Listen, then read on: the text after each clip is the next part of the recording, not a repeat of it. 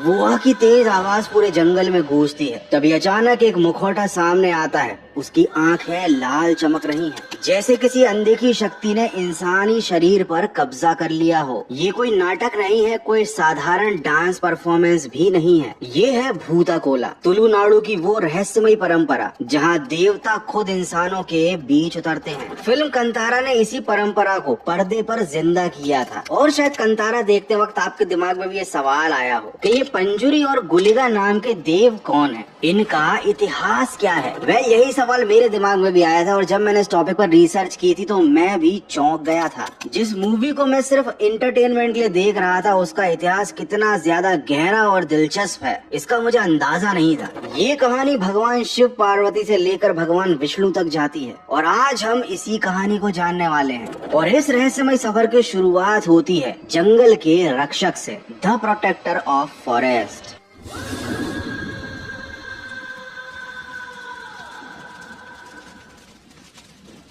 अचानक ढोल की थाप गूंजती है, मशालों की रोशनी पत्तियों पर पड़ती है। गांव के बीचों बीच एक पंडाल सजा है और लोग अपनी आंखों में डर और विश्वास दोनों लिए खड़े हैं। ये कोई साधारण रात नहीं है, ये वो रात है जब देवता खुद इंसानों के शरीर में उतरते हैं और गांव से बात करते हैं। और इसी पल में पहली बार पंजुरी देव की चीख सुनाई देती है।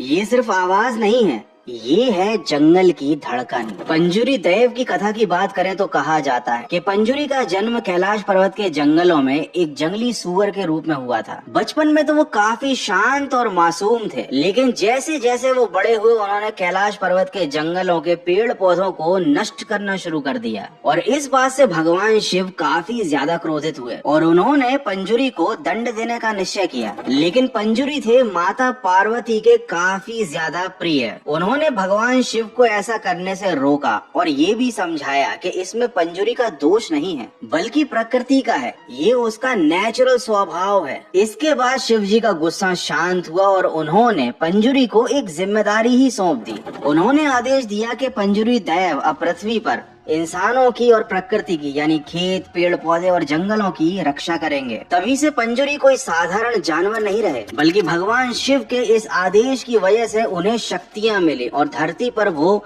देव के रूप में जाने गए। इसके अलावा तुलुनाडु यानी भारत के क्षेत्र में मौजूद कई 100 गांवों में पंजुरी को वराह अवतार का प्रतीक भी माना जाता है। ये वही स्वरूप है जो भगवान विष्णु ने पृथ्वी को बचाने के लिए लिया था। लेकिन जैसा कि अभी तक की कहानी से हम समझ पाए हैं कि पंजुरी का असली मकसद खेत, पेड़ पौधों की, प्रकृति और इंसानों की रक्षा करना है। इसीलिए तुलुनाडु के क्षेत्र के किसानों का ऐसा विश्वास है कि जब भी फसल पर किसी भी तरह का कोई संकट आता है, सूखा आता है, बाढ़ आती है या फिर जंगली जानवर फसलों को नष्ट करते हैं, तो पंजुरी देव की पूजा करने से ये संकट टाला जा सकता है। और यही कारण है कि पंजुरी को हमेशा धान, नारियल, केले, लड्डुओं का भोग लगाया जाता है। उनकी पूजा शांति और समृद्धि का आशीर्वाद मानी जाती है। ये तो थी पंजुरी देव की उत्पत्ति की कहानी, लेकिन अब हम आते हैं असली पॉइंट पर कि कैसे कोई देव इंसानी शरीर में आ जाता है। ढोल की आवाज तेज होती जाती है। पूजा कर रहे पुजारी का शरीर पसीने से भीगने लगता है। उसके चेहरे पर पंजुरी का मुकुट है जिसमें जंगली सुअर की आकृति बनी हुई है और अचानक से उसकी चाल बदल जाती है। उसकी आंखें लाल हो जाती हैं, उसकी सांसें भारी हो जाती हैं और अब वो कोई साधारण इंसान नहीं रहा, वह खुद पंजुरी है। इसके बाद वह पंडाल के बीचों बीच खड़ा होकर जमीन को छूता है और कहता है कि ये भूमि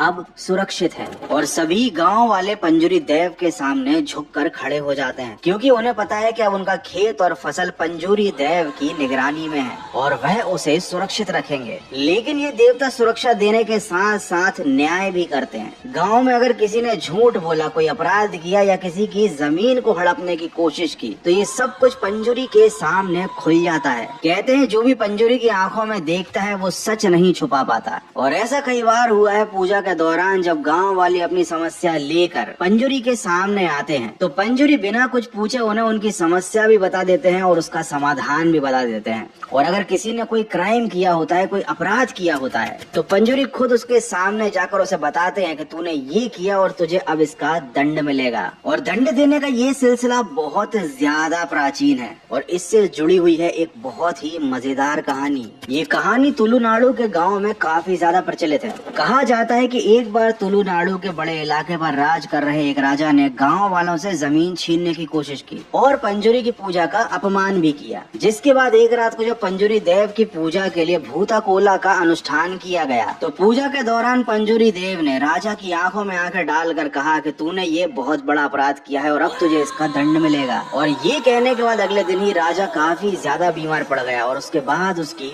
मौत हो गई। और सिर्फ यही नहीं बल्कि उसके परिवार के सभी लोग जो जमीन हड़पने के उसके काम में शामिल थे, वो सभी एक एक करके मरते चले गए। उसका पूरा वंश खत्म हो गया और गांव में ये कहावत चली आ रही है कि पंजुरी से बड़ा कोई न्यायाधीश नहीं। और यही कारण है कि तुलुनाडु के गांव वाले पंजुरी देव से बहुत डरते हैं। लेकिन पंजुरी देवता के अलावा एक देव और भी है जिन्हें हमने कंतारा मूवी के चैप्टर 1 के क्लाइमैक्स में देखा था। उनका नाम है गुलिगा।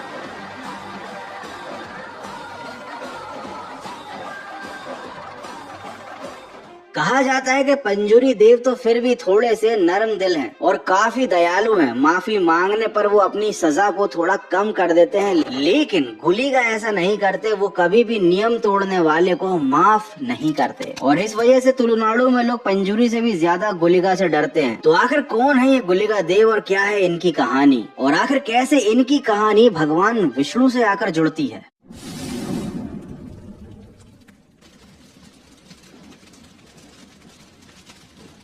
तुलुनाडु की एक लोक कथा कहती है कि एक बार जब माता पार्वती भगवान शिव के लिए भस्म लेकर आए, तो उस भस्म में भगवान शिव को एक काला पत्थर मिला। भगवान शिव ने उस पत्थर को फेंक दिया, जो सीधे जाकर वैकुंठ यानी भगवान विष्णु के लोक में जाकर गिरा। उसी पत्थर से एक देव का जन्म हुआ जिनका नाम था गुलिगा। शुरू में उन्हें भगवान विष्णु की सेवा का दायित्व दिया गया, लेकिन गुलिगा देव जो थे वो स्वभाव से गुस्सैल थे और उनके काम भी काफी अजीबोगरीब थे और इसीलिए उन्हें भगवान विष्णु ने पृथ्वी लोक पर भेज दिया। कहा जाता है कि जैसे ही गुलिगा का पहला कदम पृथ्वी पर पड़ा था, धरती कांप उठी थी। उनका अस्तित्व पंजुरी जैसा दयालु नहीं था, ये भूख से भरा हुआ था। कहा जाता है कि उन्होंने सभी तालाबों का पानी पी लिया, मछलियों को खा लिया, जानवरों का खून पी लिया। ये सब करने के बाद भी उनकी भूख शांत नहीं हुई, तो भगवान विष्णु ने उन्हें शांत करने के लिए अपनी एक उंगली तक दे दी, मतलब एक उंगली अर्पित कर दी। तब जाकर गुलिगा की ज्वालामुखी जैसी भूख शांत हुई। तो जब तुलुनाडु में पंजुरी देव की पूजा की जाती है तो उन्हें धान, फल, फ्रूट ये सारी चीजें चढ़ाई जाती हैं, लेकिन जब गुलिगा देव की पूजा होती है तब दी जाती है उनको जानवर की बलि। रात के अंधेरे में जब ढोल और नगाड़ों की गूंज हवा में भर जाती है, तब एक पुजारी मुखौटा पहनकर नृत्य करता है। ये पूजा पंजुरी के लिए नहीं बल्कि गुलिगा के लिए होती है। जैसे जैसे अनुष्ठान आगे बढ़ता है, पुजारी का शरीर कांपता है, उसकी सांसें तेज होने लगती हैं और उसकी आवाज बदलकर एक अनजान भाषा में गूंजने लगती है। तब उसके पास जाकर उसके सामने रखा जाता है कच्चा मांस और वो इंसान मतलब वो पुजारी उस मांस को वैसे ही खाता है जैसे कि कोई भूख से पागल जानवर। ये दृश्य गांव वालों के लिए डरावना तो है ही, लेकिन साथ ही श्रद्धा से भरा हुआ भी है। गुलिगा की पूजा हमेशा गांव की सीमा पर ही की जाती है, नदी किनारे, पत्थरों के रूप में या पेड़ों की जड़ों के पास, क्योंकि वह सिर्फ सीमा का प्रहरी है। उसका काम है गाँव के भीतर मर्यादा को बना कर रखना। अगर गाँव के अंदर कोई भी व्यक्ति कुछ गड़बड़ करता है, किसी की जमीन हड़पने की कोशिश करता है, तो उसे गुलिगा के सामने लाया जाता है। मतलब पूजा के दौरान जिस पुजारी के अंदर गुलिगा आए होते हैं उसके सामने लाया जाता है और उसे गुलिगा के भयंकर गुस्से का सामना करना पड़ता है। लेकिन साथ ही साथ अगर इस पूजा में, इस अनुष्ठान में छोटी सी भी गलती हो जाती है तो उसका खामियाजा भी पूरे गांव को भुगतना पड़ता है। कहा जाता है कि ऐसा करने से पूरा गांव प्रभावित होता है, अचानक रोग फैल जाते हैं या फसलें सूख जाती हैं। कई एंथ्रोपोलॉजिस्ट ने गुलिगा और पंजुरी की दोनों परंपराओं के ऊपर काफी रिसर्च करने की कोशिश की। इसके ऊपर काफी स्टडी भी हुई है और ऐसा ऑब्जर्व किया गया है कि जब भी कोई देव किसी पुजारी के शरीर में आते हैं तो उसके नर्वस सिस्टम में बहुत चेंजेस होते हैं। दिमाग से निकलने वाले सिग्नल उसके मसल कंट्रोल को छीन लेते हैं और वो एक अलग ही पर्सनैलिटी की तरह बिहेव करने लगता है। मॉडर्न साइंस में इसे अल्टर्ड साइड ऑफ कॉन्शियसनेस भी कहा जाता है। लेकिन गांव वालों के लिए ये कोई विज्ञान नहीं है, बल्कि ये दैव का आगमन है। जब भूतागोला शुरू होता है तो ये सिर्फ पूजा नहीं रहती, बल्कि ये न्याय की अदालत बन जाता है। और ये अदालत किसी राजा के नियम या फिर किसी लिखित कानून पर आधारित नहीं होती। यहाँ का कानून परंपराओं से लिखा जाता है। गांव के लोग अपने विवादों को लेकर दैव के मंडप में आते हैं। खेत की मेड़ किसकी है, कुएं का पानी कौन लेगा, किसने झूठ बोला या किसने चोरी की, इन सवालों का जवाब कागज नहीं बल्कि दैव खुद देते हैं, वो भी आंखों में आंखें डालकर। पुजारी दैव का मुखौटा पहनकर एक ट्रांस में चला जाता है और देवता का रूप ले लेता है। और जब वो कोई फैसला सुनाता है तो गाँव वाले इस बात पर पूरा विश्वास रखते हैं कि ये फैसला पुजारी का नहीं बल्कि स्वयं देवता का है। ये जो नजारा होता है ना, ये किसी भी कोर्ट रूम ड्रामा से ज्यादा रोमांचक होता है। एक और गरीब किसान, दूसरी ओर अमीर जमींदार। और यहाँ पर कागज या तर्क नहीं जीतते, यहाँ पर जीतता है वो जो सच बोलता है। पुजारी के शरीर में जब दैव उतरता है तो उसकी आंखें जलते अंगारों जैसी हो जाती हैं। उसकी आवाज में एक अलग सी गूंज लगती है। वो सीधे दोषी की ओर इशारा करता है और सच छुपा नहीं पाता। और ये ही वो क्षण होता है जब गाँव का सबसे बड़ा अपराधी खुद अपनी है। तो कैसा लगा आपको कांतारा मूवी का ये इतिहास जानकर? आई होप कि वीडियो आपको पसंद आया होगा। और अगर इस वीडियो से रिलेटेड आपका कोई सवाल है या कोई सुझाव है तो मुझे कमेंट बॉक्स में जरूर बताना। Till then take care, good bye.